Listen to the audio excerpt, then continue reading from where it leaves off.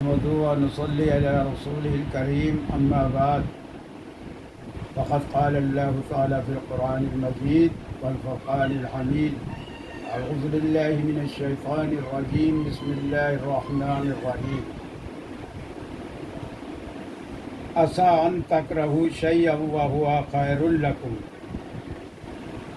وعسى أن تحبوا شيئا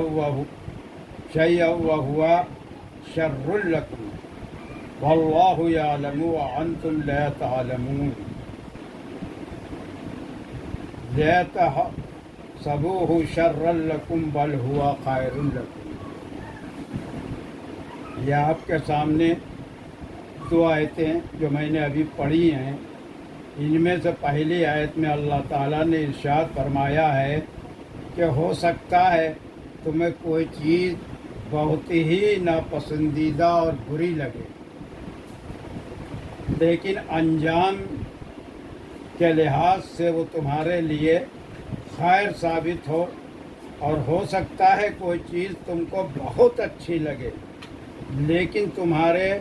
لیے انجام کے لحاظ سے بہت نقصان دہ ثابت ہو۔ دوسری آیت کا ایک ٹکڑا میں نے پڑھا، لا تحسبوه شرا لکم هو خیر لکم۔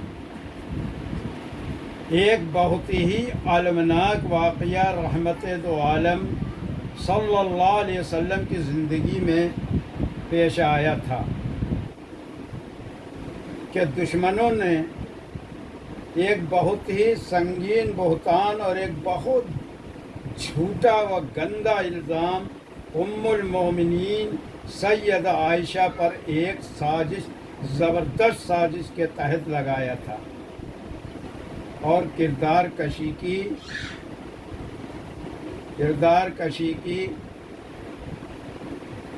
بہت ہی خطرناک سازش کی تھی تاکہ لوگوں کو اللہ کے رسول اور ان کے گھرانے سے اعتماد اٹھ جائے، ان کی نبوت اور تربیت مشکوک ہو جائے۔ یہ ایسا دردناک واقعہ تھا کہ خانواد نبوت کا اندر ایسا ذہنی و نفسیاتی بوجھ اور اتنا شدید غم شاید ہی اس سے پہلے کبھی ہوا ہو۔ پیٹ پر پتھر باندھنے کا تو یہ خاندان عادی تھا، بہت جسمانی تکلیفیں اور اذیتیں اس نے سہی تھیں، مگر ایک سلسلے میں ان کو یہ اعتماد حاصل رہا ہوگا اور حق تھا کہ ان کو اس اعتماد کا کوئی کہ ان کے کردار پر انگلی نہ اٹھا سکے۔ خاص طور پر خود ام المومنین سید عائشہ صدیقہ، وہ تو اس صدمے سے بالکل نڈھال ہو گئے۔ ہر حال میں بہرحال یہ ایک بہت المناک واقعہ ہے اور اس کے بہت سے پہلو ہیں۔ اللہ تعالیٰ نے قرآن مجید میں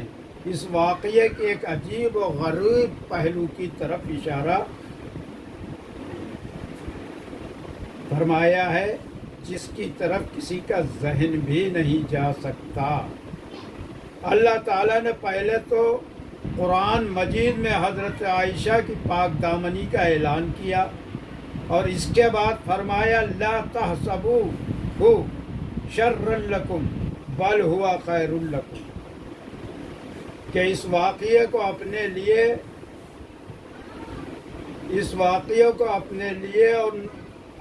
لیے اور برا اور نقصان دہ مت سمجھنا، اس میں بھی تمہارے لیے فائدے اور خبر کے پہلو ہیں۔ کیونکہ اس واقعے کے بعد مدینے کے معاشرے کی اسکیجنگ ہو گئی، ایک فرد کھل کر سامنے آ گیا کہ وہ کدھر کھڑا ہے اور اس کی وفاداری کس کے ساتھ ہے، کس کا ایمان کتنا مضبوط ہے، کون کان کا کتنا کچا اور عقل کا کتنا کم ہے۔ اس ایک واقعے کا کتنا زبردست فائدہ امت مسلمہ کو ہوا۔ اللہ تعالیٰ کی منصوبہ بندی کو عام طور پر لوگ سمجھ نہیں پاتے، کہ کس طرح اور کن ذرائع سے اللہ تعالیٰ مختلف پہلوؤں سے اہل ایمان کی تربیت کرتے ہیں اور کس طرح پورے معاشرے کی اصل حقیقت کو سامنے لاتے ہیں۔ کون کس کے ساتھ کھڑا ہے، کون کتنا خوفزدہ ہے، کون کتنا مایوس ہے، کون کتنا جروی و خود اعتماد ہے، کس کا اللہ سے کتنا تعلق ہے، یہ ساری باتیں ایسے ہی واقعات کے ذریعے کھل کر سامنے آتی ہیں۔ بسا اوقات ایسے ناخوشگوار واقعات کے ذریعے اللہ تعالیٰ کا پوشیدہ ہاتھ ایسی چھپی ہوئی حقیقتوں کو سامنے لاتا ہے۔ وآخر دعوانا ان الحمد للہ رب العالمین۔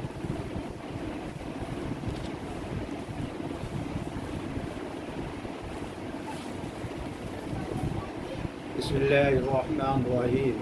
وَإِذْ نَجَّيْنَاكُمْ مِنْ آلِ فِرْعَوْنَ يَسُومُونَكُمْ سُوءَ الْعَذَابِ يُذَبِّحُونَ أَبْنَاءَكُمْ وَيَسْتَحْيُونَ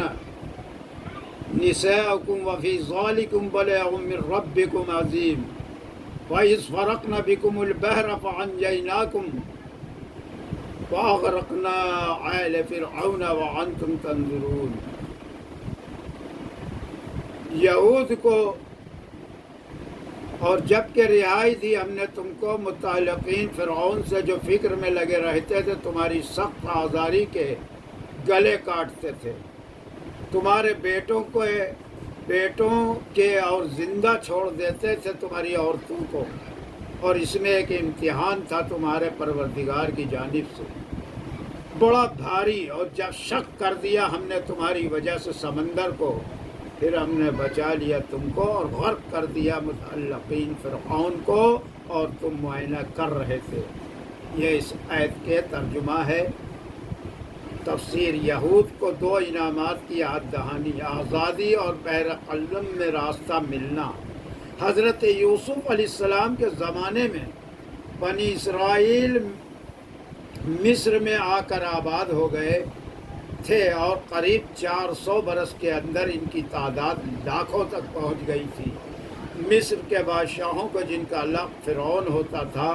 ان کے غیر ملکی بنی اسرائیلوں کا مصر میں رہنا پسند نہ تھا، اور خود برسر حکومت ہونے کی وجہ سے ان سے ٹیکس لیتے، ذلیل کام کراتے، عورتوں سے سوت کتواتے اور کپڑا بنواتے،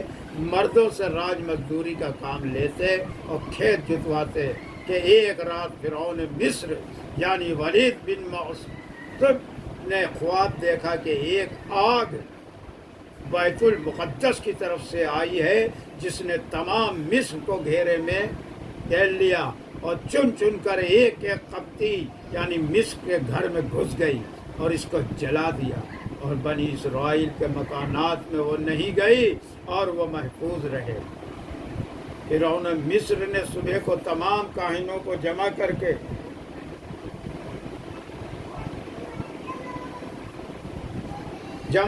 اس خواب کی تعبیر پوچھی۔ اس خواب کو سن کر کاہنوں نے بلا اتفاق کہا کہ بنی اسرائیل میں جو لڑکا پیدا ہو وہ قتل کر دیا جائے، البتہ لڑکی چھوڑ دی جائے۔ چنانچہ جب بڑی تعداد بنی اسرائیل کے بچوں کی قتل ہو چکی تو سرداران قبط نے جمع ہو کر فرعون سے درخواست کی کہ ان بنی اسرائیلوں سے ہمارے تمام محنت و مشقت کے اور ذلیل خدمات کے کام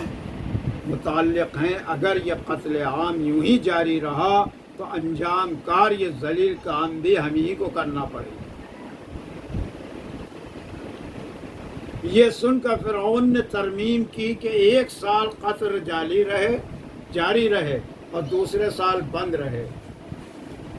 جس سال یہ قتل موقوف تھا یعنی بند تھا، اس سال حضرت موسیٰ علیہ السلام کے بڑے بھائی حضرت ہارون علیہ السلام پیدا ہوئے تھے، اور جس سال قتل جاری تھا اس سال حضرت موسیٰ علیہ السلام پیدا ہوئے تھے،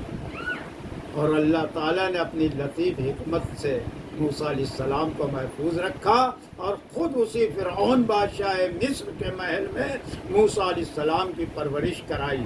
دوسری آیت میں دوسرا خصوصی انعام و احسان کا ذکر فرمایا گیا، یعنی آئے یہود مدینہ وہ زمانہ اور اس وقت کو بھی یاد کرو جب کہ ہم نے محض